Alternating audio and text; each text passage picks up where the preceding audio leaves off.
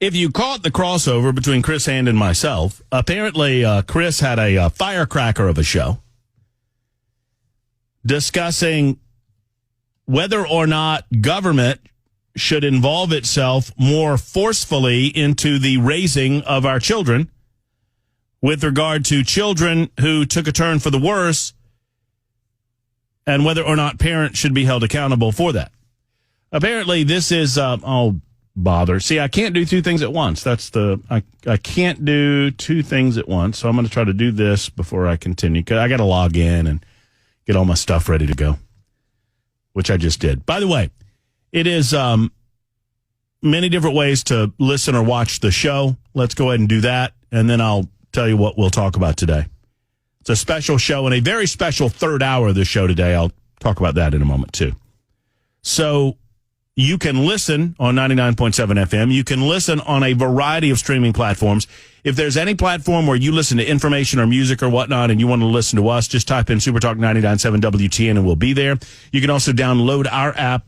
You're invited to do that and take us wherever you go. Whenever you want, you can find us right there on the Supertalk app. Just download us. You can also find us on a variety of social media platforms, and you're invited to do that. And then, of course, there's Supertalk TV. Up and running. I'm wearing my life preserver today. You can come see it. Supertalk TV is found at YouTube, Facebook, Twitter, Twitch. And if you are making yourself available to the Supertalk TV, you see the title of the episode there today. I do not title them. Bell K does. Headless Bell does not participate on the television side of things, which is why we call him Headless Bell. But he does participate in as much as he produces it. And today's episode 515 is entitled Matt Murphy, Hell's Messenger and radio show host, but not always in that order. Subtitle. You're no longer allowed to subtitle Libertarian Lunch. Yeah. 9 to 3. Supertalk 99.7 WTN. So I'm only half kidding. As Chris Hand discussed, there is a bill that passed on first consideration in the Tennessee Senate that would require parents to pay a $1,000 fine after a second criminal offense for their children. It is called the Parental Accountability Act. If passed, the bill would hold parents financially accountable for their child's crimes. It is sponsored by Brent Taylor, a state senator, who says parents are not doing their part. We're not looking to be punitive, but we're looking to get the attention of parents that have, quite frankly, are treating raising children like the 20th thing on their to-do list for the day, said Senator Taylor. It does give me pause when I think about the implications for families who might be under-resourced or have single parents. I almost feel like there's a better solution in solving systemic issues rather than necessarily putting the burden on the parents, said Jess Ivey, who has 3 daughters. And on it goes. This article, I'm sharing it from News Channel 4, WSMV, talks about the issue. I agree. I think we need to, generally speaking, fine or tax parents more. Whom I refer to, yes, I refer to them as breeders. And I know that it's a derogatory term, and I say it intentionally to get your hackles up. I think for far too long we have mollycoddled you parents out there simply because you have the ability to do, well, what everybody, or at least most everybody, has the ability to do, which is procreate and reproduce. There's far too much of this going on. Way too much of this going on. I think parents need to pay a healthy amount of taxation in order to account for the manner in which their large family sucks from the system that I also use. How about that? Cash me outside. How about that?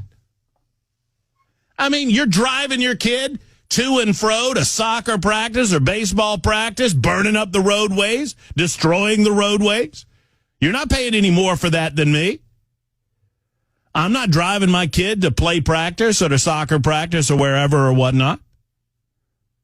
I mean, my goodness gracious, why should I have to suffer when I try to go to Publix or Target and do a little shopping and all these ragamuffins are running around? How about you guys pay a little more? You know, for the trouble. For the trouble.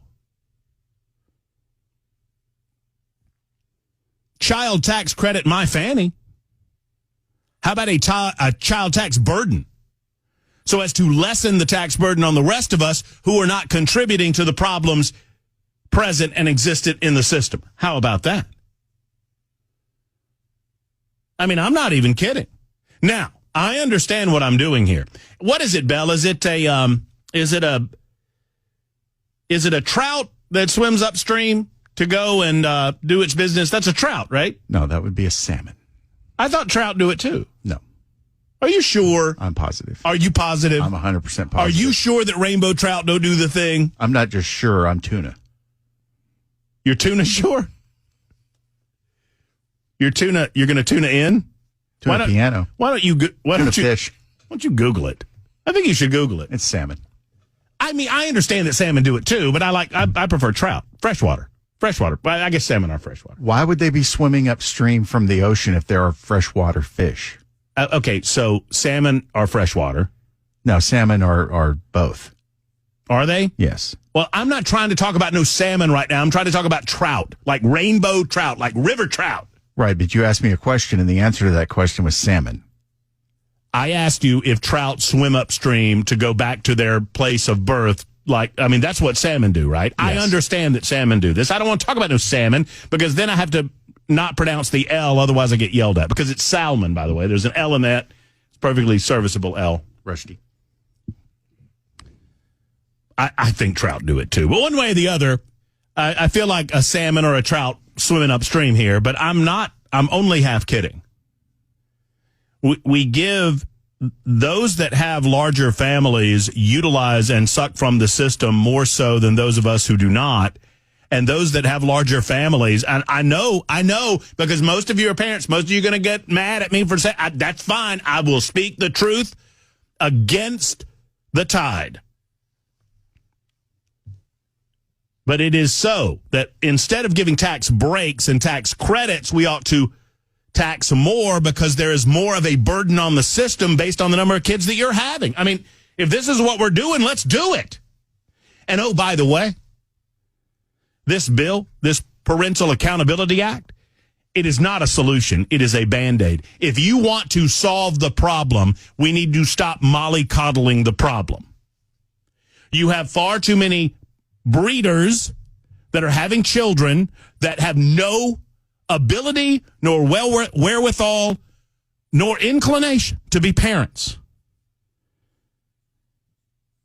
That when they have an inability to do certain things that they ought to easily be able to do for their children, and I'm not talking about the exceptions that prove the rule. I'm not talking about the single mother whose father has left the household. I'm obviously not talking about those exceptions. I'm talking about parents that just choose not to be parents. We subsidize their refusal to be parents because of the children. Because it's always for the children. It's for the children. We got to protect the children, shield the children. It's for the children. The children did nothing wrong, Matt. Why are you trying to punish the children, Matt? The children did nothing wrong. You know what those children turn out to be? These same children that are that are breaking the law on multiple occasions. I mean, what are we even doing here if we can't talk about this and talk about the reality that parents that don't have the ability to feed their kids or clothe their kids or whatnot at the age of 5, those kids don't turn out to be typically. You're going to gravitate toward those types of children. I'm not going to speak universally because I don't think it's fair, because I came from a poor family myself. Thank God I had some doers and movers and shakers in my family, primarily my grandfather. But I mean, this is Band-Aid. This is Band-Aid on a gaping wound. If you want to go back to the original causal factors of all of this, it's people having kids who have no inclination nor ability to be parents. I mean, heck. I mean, Castro said, take those kids off those parents' hands and go ahead and make them subjects of the state. Wear little uniforms. And tell them how the state wants them to do it. Am I sounding pretty ridiculous right now? I'm only half kidding. The thing is, the great thing about it, though, is that you don't know which half. You have no idea which part is kidding and which part is not. Do you understand the dangers of the state control of raising your own kids? Do you understand the dangers of doing things like directly holding parents accountable for the actions of a 16-year-old? You are indicating through this process that the state has more say in the raising of your children than you do, and that the state is somehow better able to demand that you raise your children in a particular way than you do. You're granting the state that concept. And when you grant the state that concept, which we, by the way, have already done in a lot of different ways, then you are granting the state ownership of your children. Is that what you want? Now, Matt, it takes a village, right? Hillary told us. I mean, I'm going to throw some scary concepts at you, and if it frightens you, then perhaps maybe we're not ready to have this conversation. But for the same society that demands that life begins at conception and demands that the state not make allowances for abortion, that same society then has the responsibility placed upon them to raise the children of the breeders who refuse to. Now, if you want to throw some seriousness at this subject, let's throw some seriousness at this subject. And when you wait until they break the law on multiple occasions to throw a $1,000 fine at a person that has no ability to parent nor any ability to pay, you've waited too long. What are you even doing? You're not hitting at the root of the problem. You deal with one of two subsets of individuals. You deal with the subset of individual who just has a bad seed in their family and they've tried their best and they don't have an ability to do anything and they maybe will pay the fine. And then you have another subset of parent that isn't really a parent, that is just a vessel. And that person's not going to pay this fine. Why would they? So you're creating another criminal act on top of these other criminal acts. When if we really cared about the kids, if it really was about the children, it's for the children. We need to protect the children. We need to shield the children. If it's really about the children, we need to identify these children that are in these failures of homes far, far sooner and get them into your house or my house. Get them into a loving parental relationship with people that actually care about creating and making a good and nurturing environment that will create and make good members of society.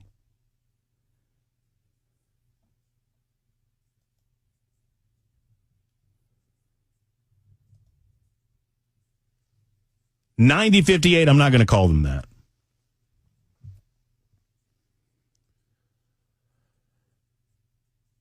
Why do you do that? What? I don't even have an open, and you say something like that. I'm like, what? It's I'm bad. I'm missing it. Yeah, you are, and you're the only one that will know about it. Because I can't say that on the radio. I'll be off the radio. It is not about the children. It's about government control. It is attempts to put a Band-Aid on a problem that government cannot solve, except to go to the root of the problem.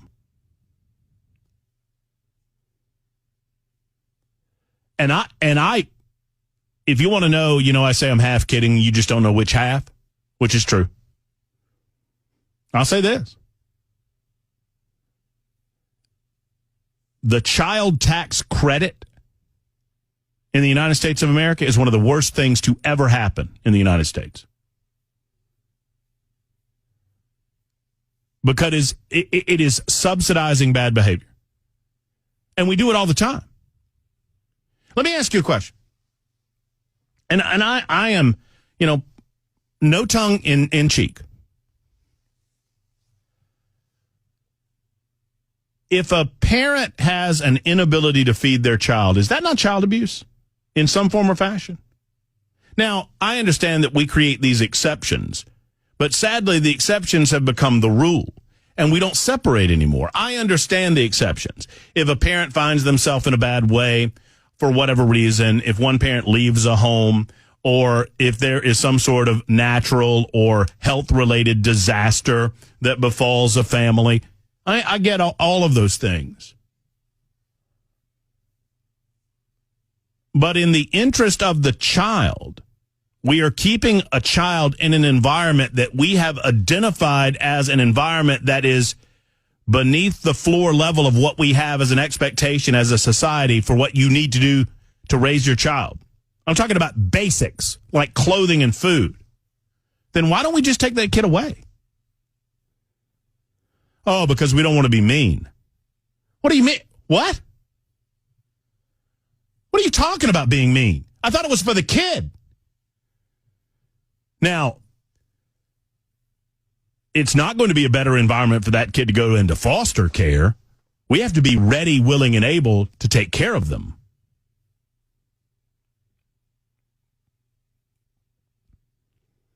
So none of this is a solution to any of this.